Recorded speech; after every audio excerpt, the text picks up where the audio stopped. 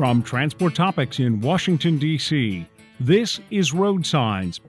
And now here's your host, Michael Freeze. Thank you for listening to Road Signs, the podcast series from Transport Topics that explores the trends and technologies that are shaping the future of trucking. In this episode, we'll talk about a subject that's a constant buzz within the industry, and that is electric vehicles, more specifically, the infrastructure surrounding it. There's been so much discussion about the arrival of EVs, but there hasn't been much space to talk about what the future holds going forward. As the shine of electrification wears, there are many questions yet to be answered. So for this episode, we'll ask just one. What will the future of EV recharging infrastructure look like? To answer that question, we'd like to introduce to Road Signs, Jason Gies, Vice President, eMobility Business Development for Navistar. Welcome to the show, Jason. Hey, Mike, thanks. It's great to be on today. Glad to have you on. It's always nice to have the OEMs on. Like I was mentioning, electric vehicles have been quite a talk with the industry, and we really centered on the arrival of them and just kind of how that impact will be in the industry. But once we dive deeper into that, it's more, we get into more about, the maintenance of it and just kind of what that particular infrastructure will look like. I know you've probably talked to many, shippers and warehouses concerning recharging infrastructure. And one of the main reasons why I wanted to have you on the show was to just kind of, pick your brain a little bit just about those discussions when a warehouse wants to implement such a recharging infrastructure to help out the carriers. So I just want to ask you, just from the beginning, what are the most challenging issues when it comes to that, and what would be the first steps? Yeah, Mike. No, it's a great question. So we the fun part about this is, and everybody cringes when I say this. The answer usually it depends. When we meet with customers, every site's different, every duty cycle's different, every recharge cycle's usually different. Now we are seeing some commonality from different customer bases to different customer bases that work in that same type of duty cycle. So, but a lot of the customers we're delivering trucks to today are pickup and delivery and really vehicles that go home at night, right? So your charging infrastructure is pretty set with that behind the fence fleet style charging. But to drive bigger adoption is where the challenges start to come in. And that's where we're seeing a lot of the questions is, where do I charge if I have to do a route that's outside of the range limits of the vehicle? And we are working as Navistar in a lot of different ways. We're working with some of our partners on some pre-planning things in the future that we've had our Loves partnership. We're having conversations with them on what do they see from a charging infrastructure and other folks that do on road fueling today. We're also having a lot of conversations with different shipping companies and locations, warehousing, to see what they're doing from a charging perspective. And then lastly, we're also working very closely with our government relations team on how are we going to push some of these funds that are coming out for even passenger cars to make them accessible to trucks, even just medium duty, so you can fit them in there and charge on those I would say non-set routes and or emergency type of situations. The current charging that's out there today for passenger cars is being challenged even in that space. For it's really set up for the small Chevy Volt, Tesla type cars. Uh, Even a gentleman or folks driving a Ford F-150 Lightning towing a trailer, or a new Rivian towing a trailer, they can't fit in there to charge today. So it's really a size thing. So helping drive better decision making from a policy perspective and an execution perspective has been our focus. One of the things, Jason, that you brought up was just concerning the government aspect of things. As you're quite aware, when it comes to electric vehicles, the passenger side is coming along a little bit more than the commercial side of things. I mean, is that? I mean, you brought up just your government team. Is that a point of frustration for you guys? No, I think it's a good thing because we all have to be working together on it, right? And what we're seeing is even the passenger car charging is weak at best right now. You hear complaints if you're on Twitter and you follow anything EV at this point. You hear complaints during any kind of a holiday weekend, and this can be anybody. I mean, Tesla has the most robust network out there today, and even folks with Teslas are sitting waiting for multiple minutes, even hours for charging today. The charging systems are inadequate for the amount of vehicles that are coming in. So we have to, as if we want to see electrification in this country and in North America, we have to work together on it. That's the common thread that I'm hearing when I speak to folks like you about EVs, is this that commonality of working together, and it's just kind of comes down to actually putting your hands on the battery or wherever the electric component is to that particular piece, going along the challenges involved when it comes to building infrastructure. One thing that I've heard just in talking with folks is the downtime involved. I mean, you touched upon that with just kind of the lengthy charge times, and with that, it kind of causes a ripple effect with just the disruption of an already clogged supply chain. So when fleets come to you with that concern, how do you address that? Yeah, and that goes back to my initial point is it depends. So we've of course deployed school buses through our IC bus brand. We've been deploying our medium duty trucks, and again, a lot of those sit overnight, so we can have a slower charge cycle for those. But some of our customers say, "Hey, I want to run 100 miles in the morning. I want to come back, have a lunch, and get back out." We are making sure we're right sizing the charging equipment to give that let's say 20 to 90% charge in about an hour. So we can do that today with our current equipment. Now, as we plan for the future, we have big batteries on these things, 200, 300 kilowatt hour batteries. Once we start getting into that 600 plus kilowatt hour battery on our tractor products, you're going to see significant amount of charging. So making sure that we plan our vehicle roadmap to accept a higher power charge, and then also making sure we're right sizing our customers' equipment. And again, our customers will charge at their locations, but we also have to make sure the public charging equipment that's being specified through the government programs are correct for the future.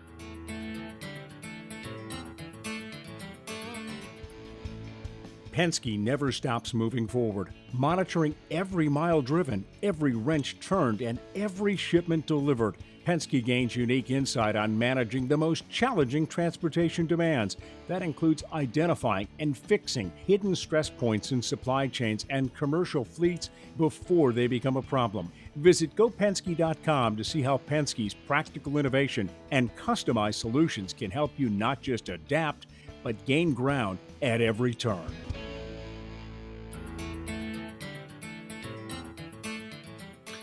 One of the things I'm glad you touched upon that, because I wanted to ask you about just the whole process of building that EV infrastructure for be it a shipper or a warehouse. And one of the things is really coordinating with the utility facilities, utility companies. And just like I said, just in researching and reading about it, there seems to be a lot of unknown when it comes to that, especially for a fleet or just a warehouse getting into that particular space. I mean, what do you tell your partners about dealing with the utility companies in such a big undertaking? So, and you touched on this earlier, start early, as early as possible. So when we're having the very first meetings we have with customers that we're talking about our EV products, the next step after that is to start engaging. And we're helping with that. We have team members and partners that will go out and start engaging with the power companies and just asking the right questions. How much power is in the area? How much power is coming into that facility? Is there the ability to do that? I was talking to one of our dealers just this week. He's in I wouldn't say a rural area. He's in Texas, a little ways out of one of the major cities there, and they cannot get enough power to their location, and there's no plan to do it. So we are already looking at alternative methods to get him power and battery storage and pieces like that to make it successful that he can charge quick. So Again, every site's a little different, but our goal is start early, as early as possible. I mean, so I mean, that's the common thing that I'm seeing right now with just kind of number one, starting early, but also as you said, it depends. Every situation is particularly different. I guess since every situation is pretty much different, what are some of the common themes that you've seen in dealing with these unique circumstances when it comes to EV infrastructure? I think most of our customers are starting fairly small at this point. I think charging as a whole is a little overplayed right now. Most of our customers are willing to have a dwell time on their vehicles, and that's a fairly easy installation for the most part. Most buildings can take five, maybe 10 um, lower power DC units. Once you get over that hurdle, it becomes a more difficult process. Other than that, one of the things that I found that's probably most interesting in this is every power company is a little different. Some of the themes I'm finding is a lot of the power companies are like we're all in on this because they see it as a new revenue stream for them. But on occasion, which has been surprising, is you'll find a power companies that won't even want to touch this, and it's like I don't understand how they don't want the additional revenue and to push this forward. So, but for the most part, is if you reach out and have the right, if you touch the right people at the power companies, they're all in to help and make this a success. Oh, okay. So when you do contact those power companies that are a little bit apprehensive, what's the takeaway that you get from that for their apprehension? You know what? This is what we're trying to figure out, and the funny thing is that what we found, and I'll pick on I'll give you another real world example. We're doing a fairly large install at one of our dealers up here in the Midwest right now, and we reached out to the power company, and we know them pretty well, and they said, no, we're not really interested in doing this. It's going to be a 2-year project, and we're like, that makes absolutely no sense. This is going to be a substantial power draw in that area. And it wasn't a big tear up for them. The power was there. That was not like they were going to have to run major lines there. Well, after finding out, we weren't talking to the right people. We had to take it to a different group inside of the power company that works on more of a business development side and is looking into these types of things. Once we hit that group, all in, let's go do it. So one of the recommendations I have for folks is if you hit a wall, keep asking because you might not be talking to the right folks. Just getting in touch with the right person, that seems to be the key with everything in this Yes, industry. It's it just is. It is. kind of knowing, it's not, it's who you know. It's who you That's know. who you know. Jason, one of the things, and just kind of keeping in that certain vibe right now, I kind of want to ask you to put your analyst hat on, and and um, there's a recent report in the Wall Street Journal when it comes to EV infrastructure that more warehouses and some manufacturers are starting to invest in the infrastructure just as a almost a marketing tool for fleets who want to be more green, go into electric. From your perspective, that's kind of like that kind of resembles almost a shift in the industry in the sense of when you're looking at it like maybe a diesel a diesel vehicle. You go to the gas station, you fill up, and you have that. Where this, it's almost akin to charging your cell phone, and it's kind of to the point, kind of to the point of where do I go, and where will be the spot where we will get our charge, and how will that make sense from a business standpoint? So, from your perspective, how could that, or is there something else that could change the logistics landscape in the future concerning that? Or how do you see it? Yeah, so I see a couple things here. Is I think the pendulum's going to swing really far at some point here, and you're going to. I think the cell phone is a great or a great analogy. You're going to see a lot of folks trying charging in a lot of different locations. You'll see them at traditional fueling locations. You'll see them at distribution centers. You'll see it behind the fence. And I think what you'll start seeing is themes of what makes real sense here and where charging is. And I think as batteries get better, as charging equipment gets faster, you'll start seeing that thin out. So I think that's number one. Number two is I think uh, as customers start to see the financial benefits of going to an electrified system on their vehicles, and from maintenance and a fueling and cost perspective, you're going to start seeing a lot more innovation in this space. So we've done a lot of analysis inside our walls at Navistar, and if you look at some of the best use cases for electrification, it's on over the road long haul trucking because of the utilization. They use the majority of the fuel out there in this space today. So, what we believe, you'll start seeing a lot more charging in a lot more locations to make it work. Even though the drivers might have more downtime, they are going to, it won't be cost effective to go any other direction. So, again, I think you're going to see charging in a lot of places. I think distribution centers is going to be a huge area we'll see focus on. Well, that's good to see the future in your eyes concerning EV infrastructure. One more chance, or one more question before I get you out of here. Just maybe the I guess an extension and a follow up to that previous question is just when you say the DCs are going to be the centerpiece. I mean that in your opinion. How far do you think that's going to take? Is that going to be like the next 5 years, next 10 years or so? So not to get too far into the weeds, I mean, everyone's working on 1 megawatt charging. 1 megawatt charging is where we need to be to make on-highway vehicles work, especially in North America. You have to have quick charge times, so less than 40 minutes. So once that's deployed, you'll start seeing a much more adoption. Now, timing on that, you've seen some announcements recently in Europe with some of our sister brands, MAN and Scania, have both shown actual charging on 1 megawatt in the last few weeks. That's great. That's just the beginning.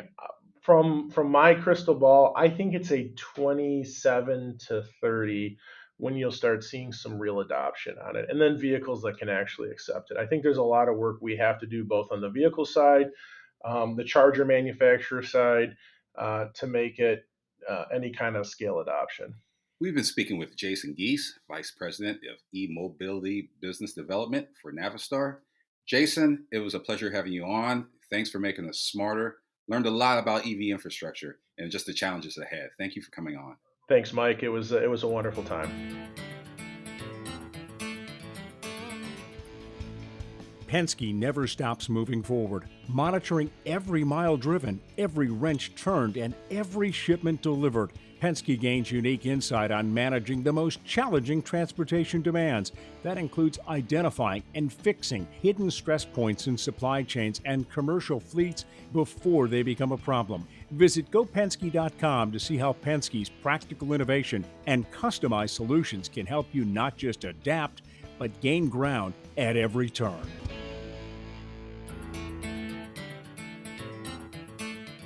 Before we close, let's take a moment to revisit our original question. What will the future of EV recharging infrastructure look like? As our guest, Jason Geis, simply stated, it depends. Every fleet and warehouse is different, but that's where the uniqueness ends. The important consideration for implementing infrastructure is properly addressing the need for it. And in order to do that, Geis noted, is to start early. Aside from constructing infrastructure, the process takes many stages, as Geis mentioned, such as consulting utility services, establishing charging stations, connecting with OEM and other partners, as well as conserving energy. Although this has much promise, the success of an electric fleet still boils down to the simple human factor of buying in. The industry's intended goal is to reach bigger adoption rates for trucking companies and their partners. How those pieces fall into place and where the demand and supply will come from remains to be seen. Once again, watch this space. If you enjoyed this episode of Road Signs, please let others know. Rate and review us on Apple Podcasts, Spotify, and wherever you listen to podcasts. If my questions have sparked questions of your own, share them with the Road Signs team. Or reach me on Twitter at Michael V. Freeze. You can email us at share@ttnews.com. We'll read them and respond daily. And of course, we'll be back in 2 weeks with a new episode of Road Signs. Until then, I'm Michael Freeze. Thank you for listening.